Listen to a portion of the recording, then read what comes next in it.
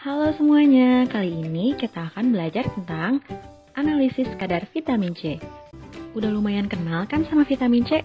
Yuk lanjut ke analisisnya. Untuk menganalisis kadar vitamin C, kita bisa pakai metode titrasi iodimetri. Prinsip dari metode ini adalah terbentuknya warna biru sebagai indikator titik akhir titrasi. Warna biru didapatkan dari iodin yang mengadisi ikatan rangka vitamin C sehingga akan terputus menjadi ikatan tunggal. Jika seluruh vitamin C telah diadisi oleh iodin, maka iodin yang menetes selanjutnya saat titrasi akan bereaksi dengan larutan indikator amilum membentuk iod amilum yang berwarna biru. Ada 4 tahap yang harus dilakukan dalam analisis ini. Yang pertama, persiapan sampel, lalu persiapan reagen, melakukan titrasi, yang terakhir adalah perhitungan hasil titrasi. Kita masuk ke tahap pertama ya, yaitu persiapan sampel.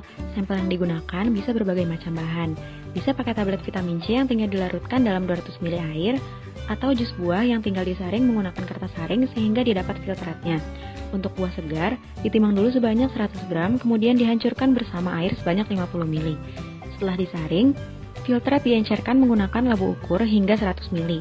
Bisa juga menggunakan minuman kemasan bubuk yang dilarutkan dalam 200 ml air. Oke, lanjut ke tahap selanjutnya, persiapan reagen. Reagen pertama yang dibuat adalah 1% amilum. Caranya, larutkan 0,5 gram amilum dalam 30 ml aquades yang telah dipanaskan hingga hampir mendidih. Pindahkan ke dalam labu ukur 50 ml, kemudian tambahkan aquades hingga tanda batas. Lalu campur hingga merata. Reagen kedua adalah larutan iodin. Caranya, larutkan 5 gram Ki dan 0,268 gram KiO3 dalam 200 ml aquades. Tambahkan 30 ml asam sulfat 3 molar, lalu pindahkan larutan ke labu ukur 500 ml dan tambahkan aquades hingga tanda batas. Setelah merata, pindahkan larutan ke Erlenmeyer dan larutan siap digunakan untuk titrasi. Reagen ketiga adalah membuat larutan standar vitamin C. Caranya, larutkan 0,25 gram standar vitamin C dalam 100 ml aquades. Pindahkan ke labu ukur 250 ml, kemudian tambahkan aquades hingga tanda batas dan larutan standar siap digunakan.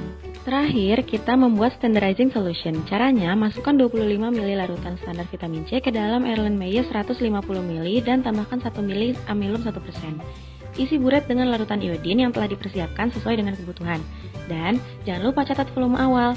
Lakukan titrasi pada sampel hingga mencapai titik akhir titrasi atau terbentuk warna biru atau ungu kehitaman.